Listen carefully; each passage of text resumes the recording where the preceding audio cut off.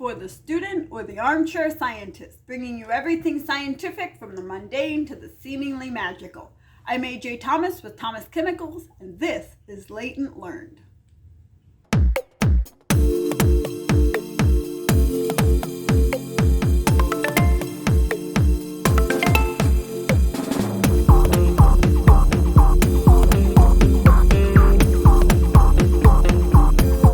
There are few things that strike such fear into the hearts of chemistry students as stoichiometry. Stoichiometry is the combination of chemistry and math with a lot of moving pieces to keep track of. It's generally considered one of the most, if not the most, difficult subject in general chemistry. Before we can discuss stoichiometry, however, we have several puzzle pieces that we need to discuss: chemical equations, moles, and molar mass.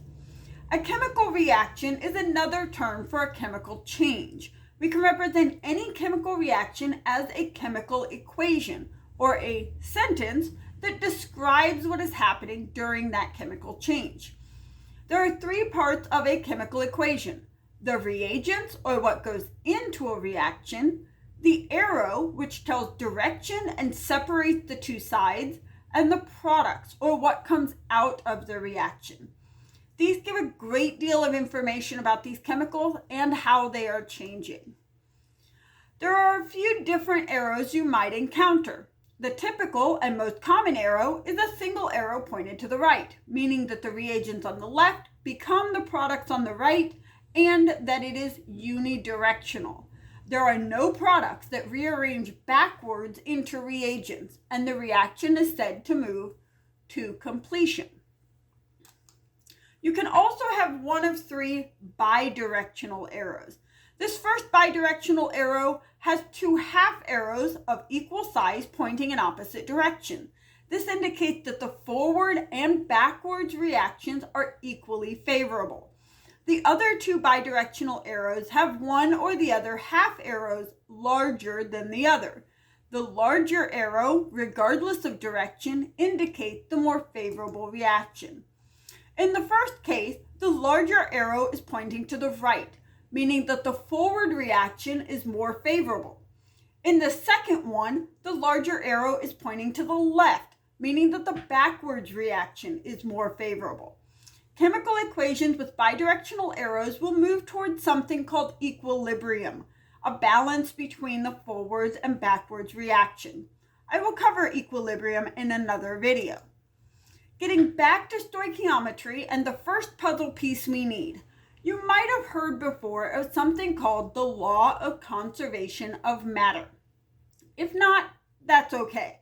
It's actually a pretty simple concept. In techie speak, this law states that matter cannot be created or destroyed by any chemical reaction. What this means is that atom for atom, gram for gram, whatever goes into a chemical reaction must come back out. What does this have to do with stoichiometry? Our first puzzle piece is something called a balanced chemical equation. Balancing these equations satisfies the law of conservation of matter, ensuring that every atom of every element that goes in as a reagent is accounted for in the products. When we balance a chemical equation, we only ever change the coefficient, or the big number. We never change subscripts, or little numbers. You change these coefficients so that the coefficient multiplied by the subscript gives the same total number of those atoms of that element on both sides of the arrow. If there is no number written for a coefficient, then that coefficient is 1. Let me walk you through some examples to show you what balancing a chemical equation actually looks like, and I'll share some tips as I go. For our first example, we have CH4, which is methane, plus O2, or oxygen gas, yields CO2, carbon dioxide, and H2O, or water. And my first tip is to start with whatever looks big, scary, and ugly. In this case, all of the molecules are kind of the same size. So I'll lead you to your second tip, which is to leave anything elemental, such as the oxygen gas, for last. So if we start with the CH4, we can balance our oxygen last. So that's what we're going to do. So I have one carbon on the left and I have one carbon on the right. Our carbons are already balanced, so we're going to leave that alone. Here we have 4 hydrogens on the left and we have 2 hydrogens on the right. Now, in order to get 4 hydrogens on both sides, we need to change this coefficient. In order to change the coefficient to get 4, we need something that multiplies by this 2 to get 4. And a 2 times 2 gives us 4. So we will change this to a 2. And now we have 4 hydrogen on the left and 4 hydrogen on the right. Now we will move to our oxygen. We have 2 oxygen on the left and we have a total of 2 oxygen plus 2 oxygen on the right.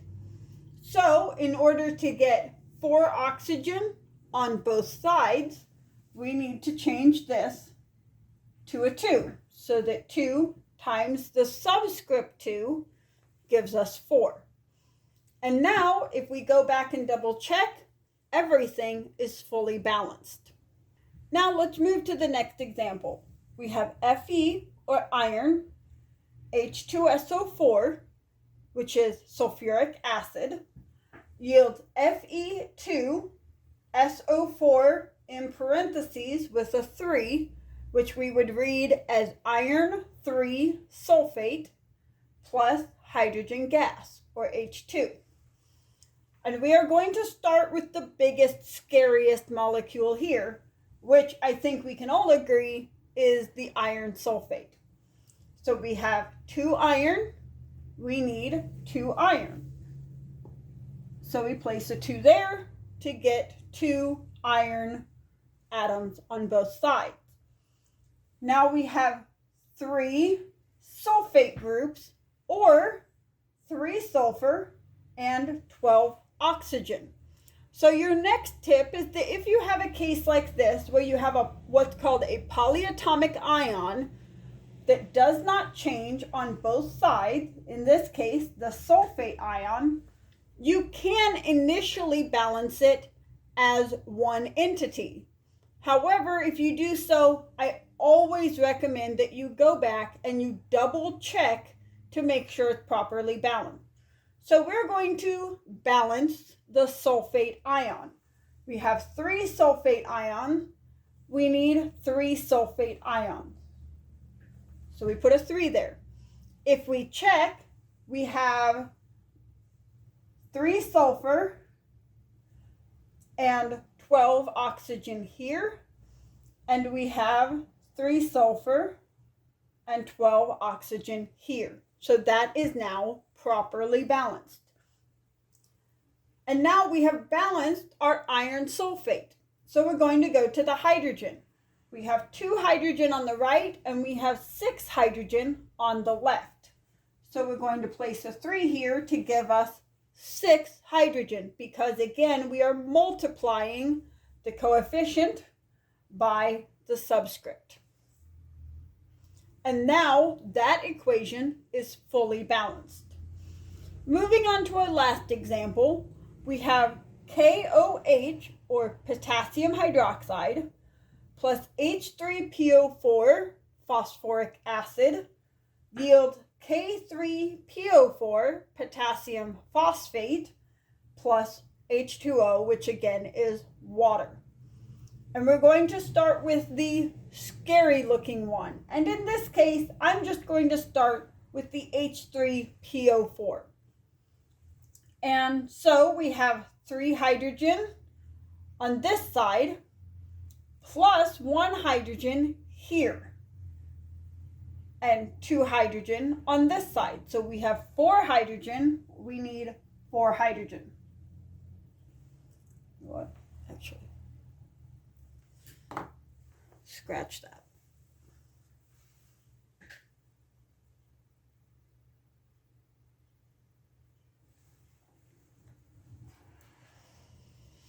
Now let's go to the last example where we have KOH, which is potassium hydroxide, plus H3PO4, which is phosphoric acid, yields K3PO4, potassium phosphate, plus H2O, which we already know is water. And we're going to start with the biggest and scariest one, which is really a toss-up between the H3PO4 and the K3PO4. However, here's another tip. If you are going to be balancing with a compound that has an element that appears in more than one location, for example, the H3PO4 has an H that occurs in more than one location, as well as an oxygen that occurs in more than one location, as opposed to the K3PO4, where only the oxygen is in more than one location. You want to go with the one that has as few of those redundant elements as possible, or those prolific elements as possible. So we're going to start with our K3PO4. So we have 3 potassium, and putting a 3 here will give us 3 potassium. Now we're going to go to our phosphorus, where there is 1 on each side, and our oxygen, which has 4 and 4, plus 3 oxygen here and 1 oxygen here. Now, again, I want to draw your attention to the fact that we have PO4 on both sides. So we can attempt initially to balance it as the phosphate ion, and then go back and double check and make sure that we have properly balanced all of our elements. So doing that, we have 1 PO4 and 1 PO4. We have outside of our PO4, we have 3 oxygen and we have 1 oxygen. So we can put a 3 here. That gives us 6 hydrogen, and 3 plus 3 gives us 6 hydrogen on the left.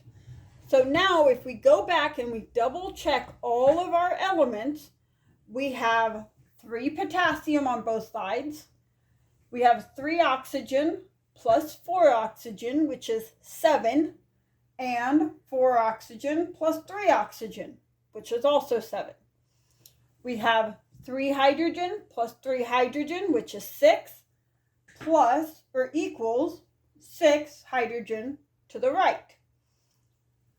We have 1 phosphorus and 1 phosphorus, and we have now addressed all of our elements in this equation. So that's our first puzzle piece. We have to have a balanced chemical equation. For our second puzzle piece, we have to discuss moles. Not the cute ones that will ruin your yard, the chemistry kind of moles. See, in 1811, a man by the name of Amadeo Avogadro determined the equal volumes of all gases measured at the same temperature and pressure contain the same number of molecules. Based on his research, the number of carbon-12 atoms in a 12-gram sample was determined. This number was named in his honor as Avogadro's number, also known as a mole. A mole is a number, much like a dozen. However, where a dozen equals 12, a mole is equal to 6.022 times 10 to the 23rd. This is a number which is far too large to be used in any field but chemistry. To put it into perspective, there are only approximately 1.0 times 10 to the 21st stars in the universe, about 1/100th of a mole. However, it takes only 58.44 grams of salt to make 1 mole of sodium chloride molecules. Now, what do we do with moles? Moles give a relationship between the micro, the number of molecules or atom, and the macro, the mass or volume of a sample. We can measure the mass or volume of a sample very easily and then use that value to relate back to the atomic, ultimately being able to relate two chemicals in a reaction. For stoichiometry, we need the molar mass, also known as molecular weight, our second puzzle piece. For an element, it's the mass off the periodic table. For example, carbon has a molar mass of 12.011 grams per mole. Hydrogen has a molar mass of 1.008 grams per mole. If we have a molecule, we can add the molar masses together. For CH4, or methane, the molar mass is equal to 1 carbon added to 4 hydrogen, giving a total molar mass for CH4 of 16.043 grams per mole. For sulfur trioxide, or SO3, we add 1 sulfur to 3 oxygen to get 80.062 grams per mole. Molar mass is used to convert between mass and moles and vice versa. Our third puzzle piece is said to be the heart of stoichiometry, and it actually comes from our first piece, the coefficients in the balanced chemical equation. You see, those coefficients give us a ratio of moles between two chemicals in a reaction. For example, 2 sodium plus chlorine gas yields 2 sodium chloride. The molar ratio between sodium and chlorine gas is 2 to 1. We use this ratio to convert between moles of one chemical to moles of another. Given this equation, 2 sodium plus chlorine gas yields 2 sodium chloride, which is already balanced, can we determine how many moles of chlorine gas would be used to produce 3.5 moles of sodium chloride? We can do this with a conversion-like equation. So we will start with 3.5 moles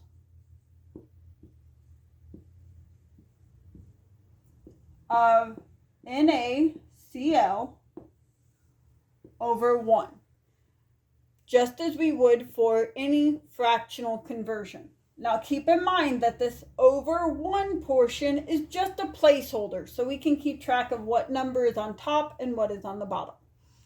And now we're going to multiply by the molar ratio.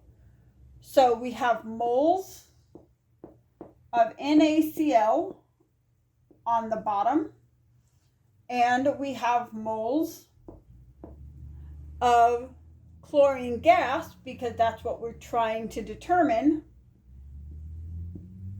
on top. These numbers come from the coefficients in our balanced equation. And then remember, the coefficient is the big number in front.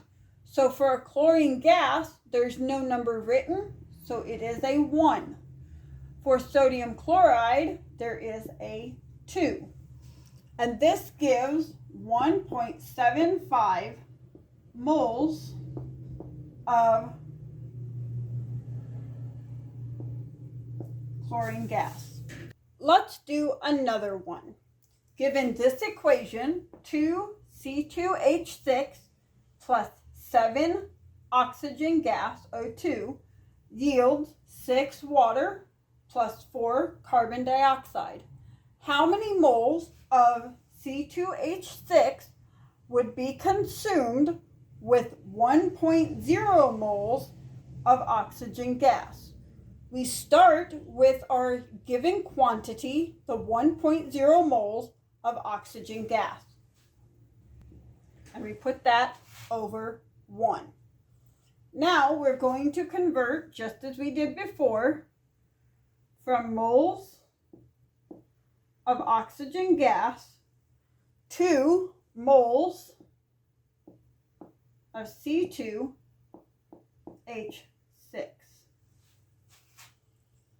Now, just as we did in the last example, these numbers will come from the coefficient of our balanced equation.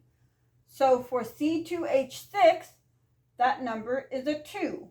And for the oxygen, that number is a 7. When we do our calculation through, we get 0.286 moles of C2H6. Now, this leads us to our final conclusion. stoichiometry. Stoichiometry is defined as using a quantity of one chemical to determine the quantity of another chemical used or produced in a chemical reaction. This combines molar mass and molar ratios, as well as some given value, into a conversion-like equation.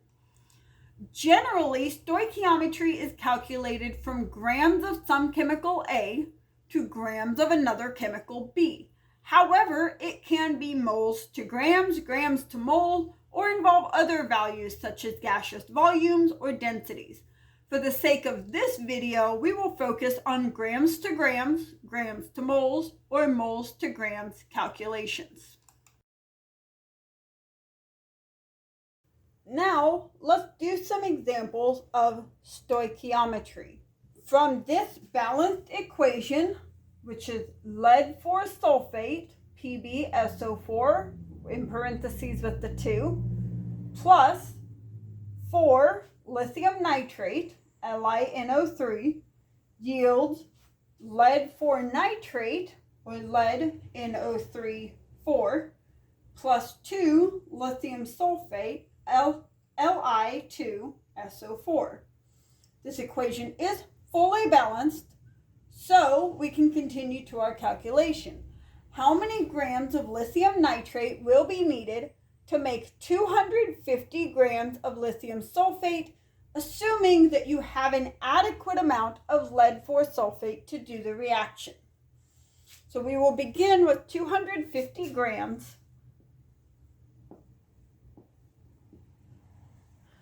of lithium sulfate.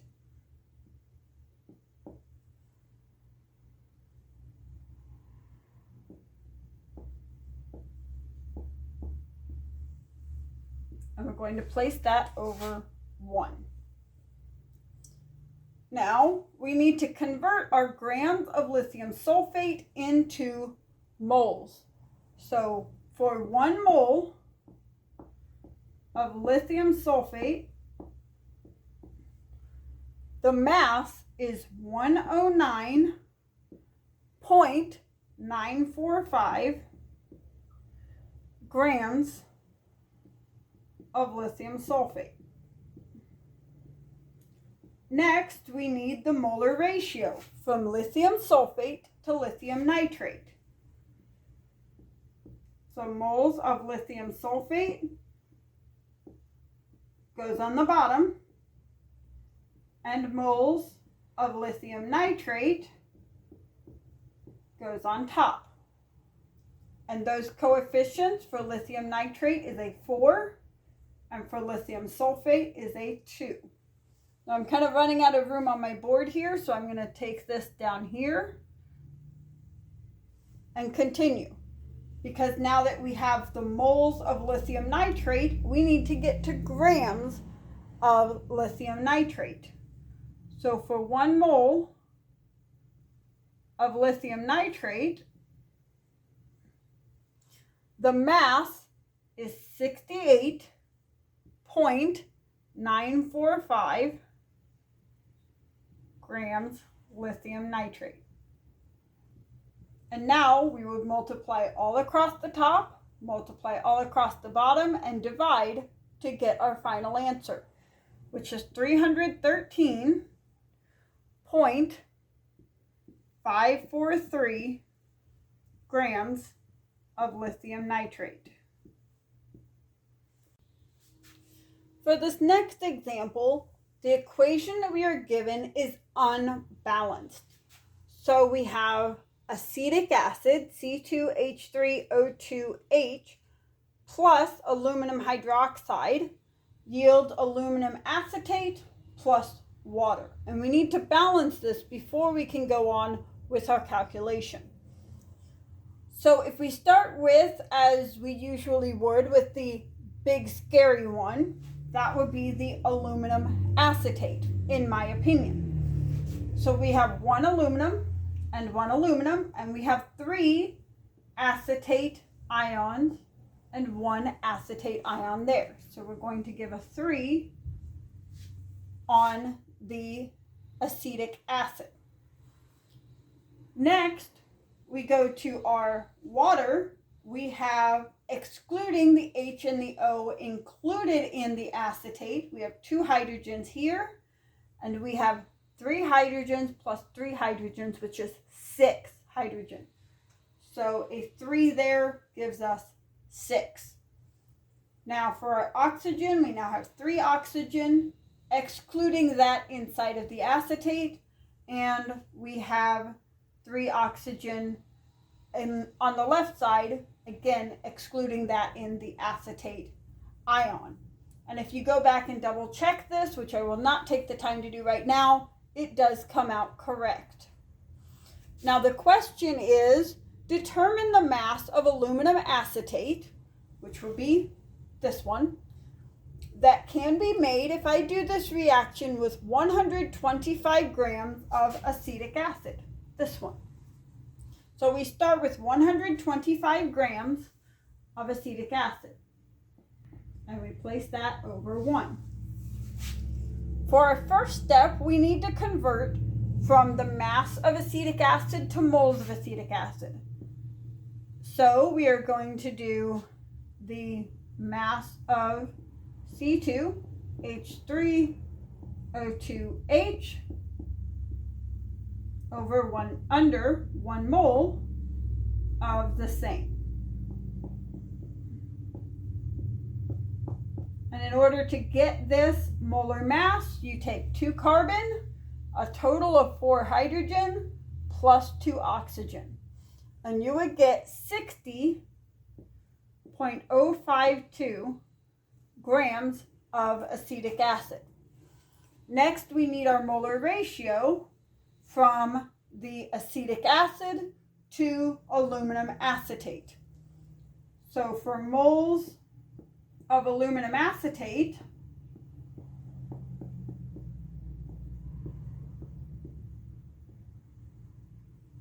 two moles of acetic acid. The coefficients are 1 for the aluminum acetate and 3 for the acetic acid. And then for our last step, we are going to squeeze in the mass, the molar mass conversion for aluminum acetate. So for 1 mole of aluminum acetate, that mass is 204.114 grams of aluminum acetate.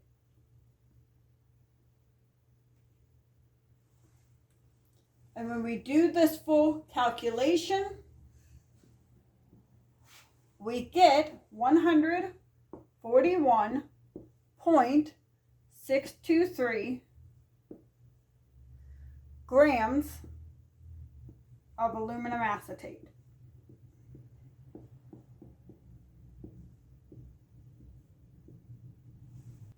So now that we can do stoichiometry, how does that translate to the lab bench? Well, a stoichiometric calculation for a given amount of a reagent gives us a number called the theoretical yield. This is the amount that theoretically we would have if the reaction went perfectly to completion. If we had 2 reagents, the one that gives the smaller theoretical yield would be what's called the limiting reagent. Simply the reagent that determines the overall theoretical yield. If we did the same reaction in a beaker and measured the result, that quantity would be the actual yield, or the actual amount of product formed. We can calculate how efficient our reaction is by dividing the actual yield by the theoretical yield and then multiplying that by 100%. We call that the percent yield. The higher the percent yield, the more efficient the reaction is. For this last example, this is going to be a little more involved, so please bear with me and we'll go through it one little step at a time. The first step, of course, is we have to balance our equation. We have NH3, or ammonia, plus oxygen gas, or O2, yield NO, or nitrogen monoxide, plus H2O, which we know is water. And if we start with the biggest, scariest molecule, I would start with the NH3. We have one nitrogen here and one nitrogen here. Those nitrogens are balanced. We have 3 hydrogens here and 2 hydrogens. Therefore, we need to balance the hydrogen. So to give 6 on each side, because that is the lowest common multiple of 3 and 2. So a 2 here gives us 6, and a 3 here gives us 6. Now we've changed the coefficient for our nitrogen to a 2, so we have to rebalance that. Now, the reason that I'm doing this balancing is to show you one final tip on balancing chemical equation. Because, as you can see, we now have O2, an even number of oxygen on the left, but we have 2 plus 3 oxygen, which is 5 on the right. And it is very difficult to intuitively and quickly balance even and odd numbers. However, there is a little tip, which is to double everything except for the remaining coefficient. So we will make this 2 into a 4. We will make this 2 into a 4. We will make this 3 into a 6. Now, we haven't changed the balancing of our other elements, but now we have 4 oxygen plus 6 oxygen on the right, giving us a total of 10, which is now an even number, and gives us 5 for our coefficient on the oxygen. Now the question here, the first question, is starting with 34 grams each of NH3 and O2, which is the limiting reagent and what is the theoretical yield of NO? So we are going to calculate how much NO would be produced from the 34 grams of NH3 and then separately for 34 grams of O2. For the sake of time in this video, I have gone ahead and prepared these equations. So we have 34 grams of NH3 times the inverted molar mass of NH3 times the molar ratio from NH3 to NO times the molar mass of NO. And this first equation gives us 59.903 grams of nitrogen monoxide. For the second equation, we have the grams of oxygen gas times the inverted molar mass of oxygen gas times the molar ratio from oxygen gas to NO times the molar mass of nitrogen monoxide. And that gives us a total of 25.507 grams of nitrogen monoxide. And you can clearly see that the number from the oxygen gas is the smaller number. So you can see that oxygen is the limiting reagent. Now there's a second part to this question which states if 18.725 grams of nitrogen monoxide is produced, what is the percent yield? And our percent yield is going to be the actual divided by the theoretical times 100%. So the actual is the 18.725. The theoretical is the quantity produced from our limiting reagent, 25.507. And then we multiply that by 100%. And this gives us a percent yield of 73.411%, which in actual practice is a pretty good percent yield. And that's stoichiometry, the scary chemistry math with an even scarier name. Hopefully it's not so scary now. It's just a puzzle with a heart of molar ratio, and you need to get all the pieces in the right place.